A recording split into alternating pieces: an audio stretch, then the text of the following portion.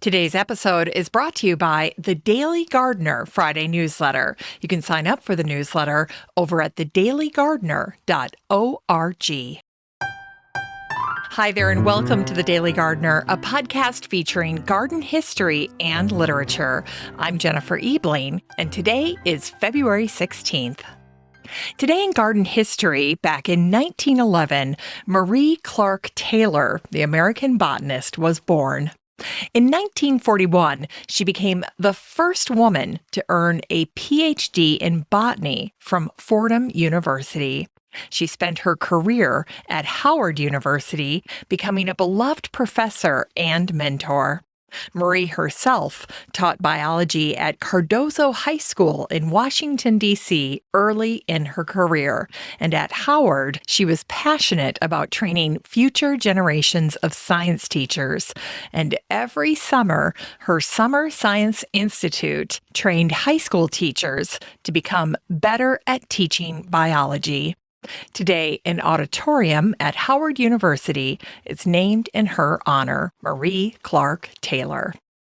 And today is the birthday of David Austin, the beloved English rose breeder and writer. He was born on this day in 1926.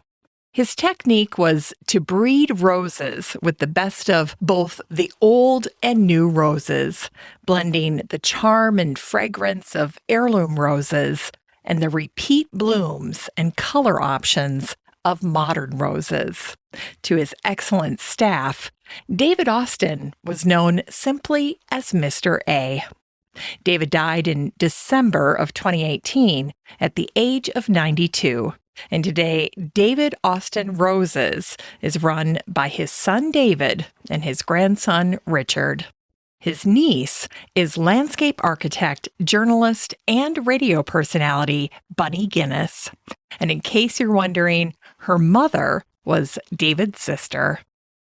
David once said, "The work of the plant breeder should always be to enhance nature, not to detract from it. We should strive to develop the rose's beauty in flower, growth, and leaf." And it was on this day in 1971 that the New Jersey state flower, the violet, was officially adopted by the legislature after a proposal from Senator Josephine Margetts. Josephine and her husband Walter owned a nursery and an apple and peach orchard. And so it's not surprising to learn that Josephine was a crusader for the environment. She introduced legislation to protect the land and waterways of New Jersey. She even worked to ban the use of DDT. By the time Josephine had put forth her legislation for the violet, New Jersey was the last state in the Union without an official state flower. When it became time for Josephine's bill to be debated, Senator Joseph J. Mariziti read this poem. "Roses are red, violets are blue.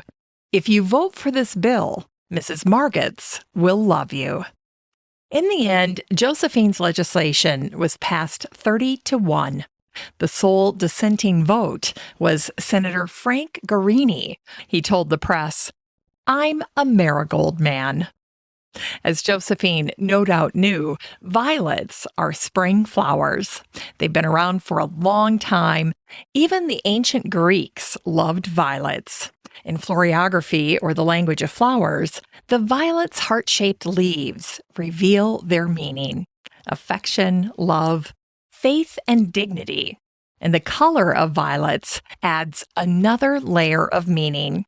Blue violets especially symbolize love, while white violets symbolize purity, and yellow violets symbolize goodness and high esteem. It's time to grow that garden library with today's book, Sleepy Cat Farm by Carolyn Seabaum. This book came out in late 2021, and the subtitle is A Gardener's Journey. The Sleepy Cat Farm story begins in 1994 on 6 acres of land purchased by a retired CEO. Over 20 years later, those 6 acres have become a sprawling baker's dozen. And with the help of landscape architect Charles Stick, Fred Landman transformed Sleepy Cat into a true garden lover's experience. And I do believe it's my new favorite garden, and I haven't even seen it yet, just what I've seen in the book. Now, the connective tissue between all of the garden spaces at Sleepy Cat is the golden path that swoops past all of the signature elements in the garden, like a grotto, a celestial pavilion, a garden devoted to Japanese iris, a spirit bridge, a koi pond, a reflection pool, a maze, serpentine hedges fashioned out of European hornbeam, and an enormous Atlas statue, just to name a few. That's not even everything you'll see at Sleepy Cat. And so, needless to say, the garden at Sleepy Cat has become a popular stop for gardeners in Greenwich, Connecticut, and Fred himself is often found leading tours. If Sleepy Cat sounds like it appeared out of nowhere, well, it kind of did. There's also a bit of a mismatch, I think, between the name Sleepy Cat and the place's grandeur. It is quite the garden. And in case you're wondering, the name Sleepy Cat is a reference to the dozen cats that get to live there. Lucky cats. Well, even Ken Drews, who wrote the foreword to this book, was a bit dubious about Sleepy Cat the very first time he was invited to visit, as was the photographer for the book, Curtis Taylor. And as Ken shares in the foreword, Curtis has a way of figuring out if a garden is worth his time. And so what he does is he'll casually ask the garden's owner, "How many daffodils have you planted recently?" Well, when he asked Fred this very question, the answer was only 5,000. Well, needless to say, he passed the test, and Curtis happily went to Sleepy Cat. And so today we have this book, which is a combination of the narration written by Carolyn Seabaum and then the stunning images by Curtis Taylor that make the Sleepy Cat story unforgettable. In fact, if you don't want to visit Sleepy Cat after getting this book, after going through it, then you are not a gardener. So say I.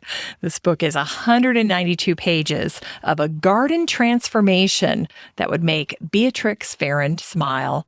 You can get a copy of Sleepy Cat Farm by Carolyn Seabaum and support the show using the Amazon link in today's show notes for $30. And trust me, it's worth every penny.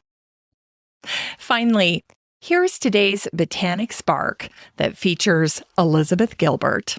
It was on this day back in 2006 that Elizabeth's memoir, Eat, Pray, Love, was released. The book chronicled her trip around the world after her divorce, and it was on the New York Times bestseller list for 187 weeks, and then made into a movie in 2010, starring Julia Roberts and Javier Bardem.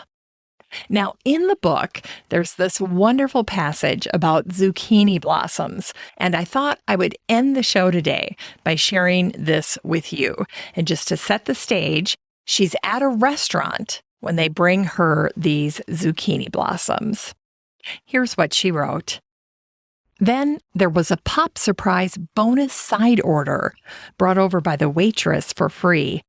A serving of fried zucchini blossoms with a soft dab of cheese in the middle, prepared so delicately that the blossoms probably didn't even notice they weren't on the vine anymore. Well, that's it for today's show. Just a reminder that you have a standing invitation to join the Facebook group for listeners of the show. The next time you're over at Facebook, just search for Daily Gardener Community, where you'd search for a friend and request to join. And if you'd like more of The Daily Gardener, you can subscribe to the newsletter over at thedailygardener.org, where you can also show your support for the show by donating to The Daily Gardener. This is Jennifer Ebling. Thanks for listening to The Daily Gardener. And remember, for a happy, healthy life, garden every day.